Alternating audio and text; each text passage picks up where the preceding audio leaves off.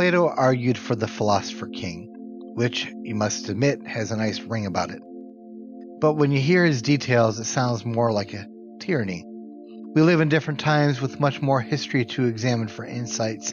If Plato was with us looking back in light of that history, hopefully he'd think differently. In this channel, we're going to relaunch the concept of the Philosopher King, and to mark the change, the term we'll use is Philosopher King 2.0. There's much to say about it, and given the state of the world and the trajectory it is on, not much time to say it. Here's the premise in a nutshell. Every one of us can be a Philosopher King. Indeed, ideally, every one of us would be one. And if you so desire, you can substitute in queen for king. It's all about being the master of your domain, and no, that is not intended in the Seinfeldian sense. The truth is that most people are nowhere near being a Philosopher King, and that is just how some others would have it. There are a class of individuals out there who have decided to elevate themselves above the rest of us. They mean to rule us. They may invoke terms like democracy, but they use these terms as a weapon, meant to cow you, to subdue you, to get you to do their bidding, while in fact doing their bidding. We have terms for these people, for example, elites. I have other names, which I'll talk about over time. The point is that they really think they are better than you. They think they know what's best for you. Whether you like it or not, they do, in fact, rule over you. You just don't know it. But maybe you do. Well, let's see what we can do about that. If you would be king, there are 3 things you need. But one thing first, a particular frame of mind.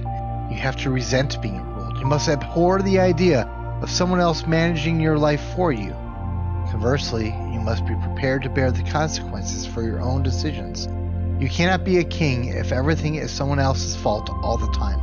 The buck stops here should become your personal motto. Here is the first thing you need if you want to be a king: an anointing.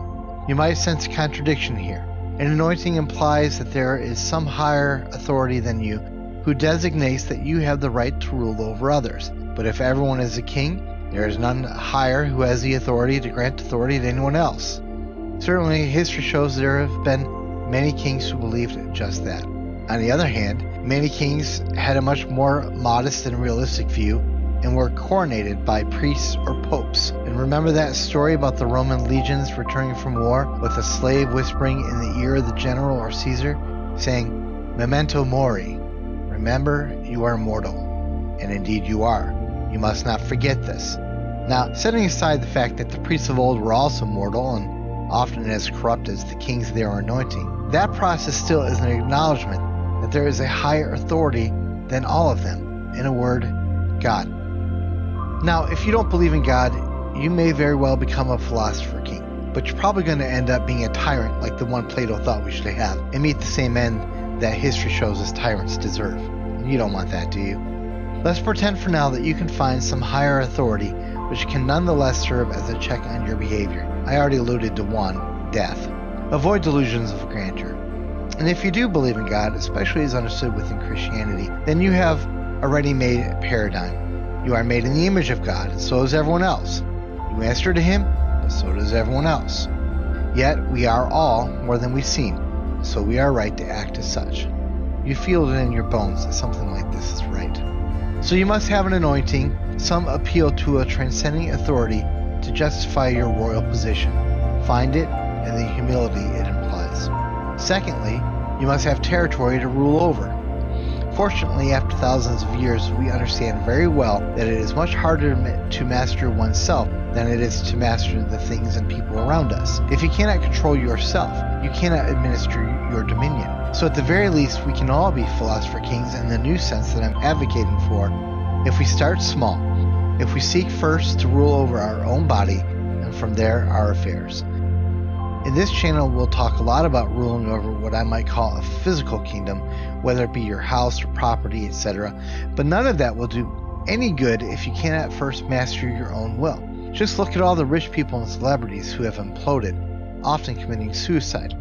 So you can start being a Philosopher King 2.0 simply by intentionally trying to take control over your own life. And by this I don't mean your financial circumstances, but your habits of the mind. And here's the kicker. Once you do this, even if they take everything away from you, and they will certainly try, They may conquer your body, but they will never get your soul. The third thing you need to become a king is wisdom. This is where the philosophy bit comes in. Some of you will recall that Solomon from the Old Testament requested wisdom before wealth and power.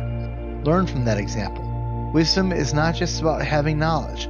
Simply knowing facts is not the same as having wisdom. Wisdom is the application of knowledge. Wisdom is about taking stock of one's actual circumstances without sugarcoating matters or deluding oneself in making good decisions. Look around.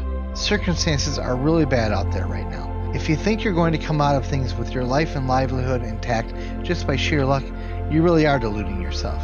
You have to be proactive. If you don't have good sense, you can't get it by tapping your heels together. You're going to have to work at it. If you're smart, you'll remember that other statement from the Christian scriptures and agree with it. The fear of the Lord is the beginning of wisdom. But in this channel, I'll try to work with some of you who think you can go it alone, and over time maybe talk you into a better view. Still, part of wisdom is knowing facts, having information, and understanding of circumstances. And we'll be talking a lot about our current predicament and helping you understand where you stand. In conclusion, receive your anointing. Identify the territory you mean to rule. Seek wisdom. This is your path to a kingdom overflowing in liberty and, God willing, security for you and yours. In the end, we kings and queens will have to band together to throw off those tyrants who mean to enslave us. I am a philosopher king, but I need you to be one too. I hope you subscribe and stick around, because we have a lot to discuss.